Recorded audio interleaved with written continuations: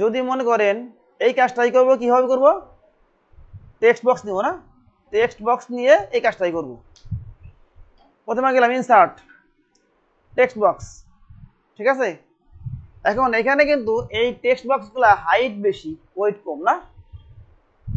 আপনি ক্লিক করলাম, একটা আসলো, ক্লিক করার পরে একটা আসছে। প্রথমে কি করবেন, ডাবল ক্লিক করে এইদিকে হাইটের মধ্যে এখানে দিব 1, এখানে দিব হলো 1, এন্টার। এখন ঠিক আছে না হাইট ওয়াইট। এরপর যদি আপনি ক্লিক করে শিফট ধরে টান দেন, দেখেন তখন রেশিও ঠিক থাকবে। বুঝছেন? একটু ভিন্ন না? শেপ যেমন প্রথমবারে শেপ ড্র করার সময় কিন্তু আমরা যখন শিফট ধরে টান দিয়েছি তখন রেশিও অনুযায়ী হাইট এবং ওয়াইট রেশিও ঠিক ছিল। বাট টেক্সট বক্সের সময় কি হয়েছে, টেক্সট বক্স ইচ্ছা মতো একটা আসছে, সেখান থেকে আমরা প্রথমে একটা সাইজ দিছি, যেমন 1/1। এরপরে যতবার আমি এখানে ক্লিক করে শিফট ধরে টান দিব এভাবে, তখন রেশিও ঠিক থাকবে।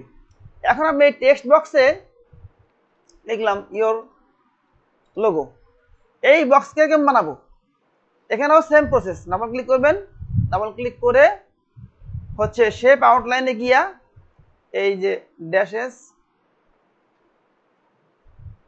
এখান থেকে এরকম দিয়ে দিবেন। আর কালারটা কি থাকবে, আমি একটু চেঞ্জ করি, এই কালার দিলাম। যদি মনে হয় যে চিকন হয়েছে বেশি, তাহলে আউটলাইনে গিয়া উইট একটু বাড়িয়ে দিবেন, উইটটা, বুঝছেন। যদি মনে হয় কি যেখানে আউটলাইন হয়েছে কিন্তু চিকন না বেশি, দাগটা চিকন, আর একটু ঠিক করা দরকার, ঠিক, তাহলে কি করবো, ডাবল ক্লিক করে আউটলাইনে গিয়া যে ওয়েট থেকে আমি এখানে একটু বাড়াই দিলাম, যে আমার ইচ্ছা।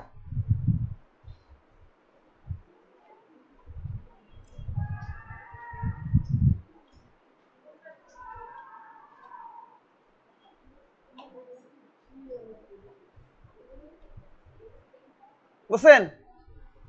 এ হলো টেক্সট বক্স নিয়ে এই কাজটা করা। সেম কাজই টেক্সট বক্স নিয়েও করতে পারি। আপনার যত শেপ আছে সবগুলো শেপ এখানে যা যে কাজগুলো আছে সবগুলো কাজ করার জন্য টেক্সট বক্স নিতে পারবেন। তবে আপনি যে জায়গা সহজ মনে করবেন, যেমন এখানে কাজ ক্ষেত্রে এটা একটা ছোট বক্স না, এখানে আমার টেক্সট বক্স প্রয়োজন নাই।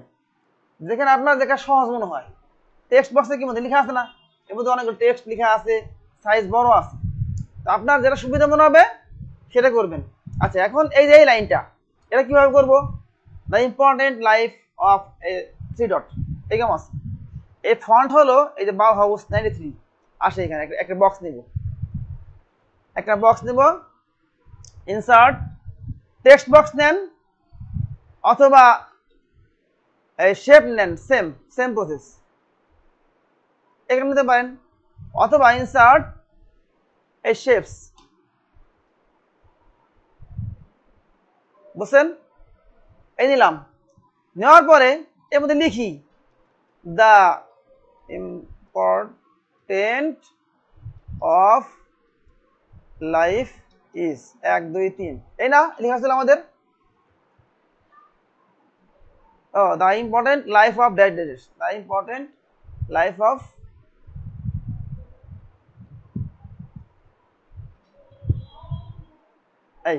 এই ছিল। এটাকে প্রথমে কি করব, এই যে লেখাটা আছে এটাকে আমরা সিলেক্ট করার পরে হোম মেনুতে গিয়া ফন্টে BAUHAUS আইসে বসে এন্টার দিলাম, হয়েছে? এই হলো আমার লেখা না, এটা হইলো। এখন কালার চেঞ্জ করব, কালার কি আছে, এই কালার, তাহলে ক্লিক করলাম। যদি একটা হালকা প্রয়োজন হয়, এই কালারটা একটু হালকা প্রয়োজন না, সিলেক্ট করে এই যে মোর ক্লাসে যাবেন, যাওয়ার পরে এই কাস্টম স্ট্যান্ডার্ডে গিয়া এখান থেকে একটু লাইট করে দেন।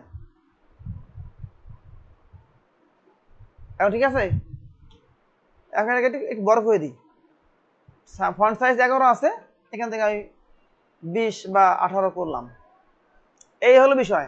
আর বাকি কি আছে, এটাকে ডাবল ক্লিক করবেন, ডাবল ক্লিক করে শেপ আউটলাইন নো আউটলাইন। ঠিক আছে না? এবার টেক্সট বক্স দেখছি না, এবার কি করলাম, টেক্সট বক্স নিয়ে কাজটা করলাম। এই কাজটা আমি এখানে করতে পারি। প্রথমে আমি এটাকে, আমি এর মধ্যে অ্যাড টেক্সট করব। মাউসের ডান বাটন ক্লিক করে এই অ্যাড টেক্সট করে দ্য ইম্পর্টেন্ট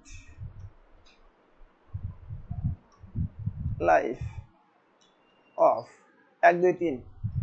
এটা আইটা বড় ছিল না, হ্যাঁ আইটা বড় ছিল, এরকম আছে।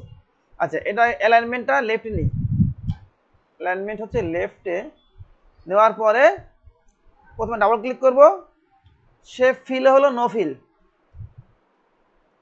নো ফিল করার পর কি হয়েছে বলেন তো, যে টেক্সট ছিল টেক্সটটা মানে কালার নাই না, কালার চলে গেছে। এটাকে আমি এখন হোম মেনুতে গিয়া কালার দিলাম, হ্যাঁ টেক্সট কালার দিলাম। দেওয়ার পরে ফন্ট চেঞ্জ করব, এখানেও তাই আগের মতোই প্রসেস। ফন্ট চেঞ্জ করলাম, কালার চেঞ্জ করব। তাহলে এখানে যেহেতু আমার এর মধ্যে কালার নাই, আছে নাকি বলেন তো, আছে? এখানে কিন্তু এই কালার নাই, এই কালারটা আনতে হবে। এই যে মোর কালার্স সে গিয়া স্ট্যান্ডার্ড একটু চেঞ্জ করি, ভিন্ন একটা দিই, এই কালার দিলাম এটা। এবার আমি একটু ফন্টটাকে বাড়াই দিই, এই যে।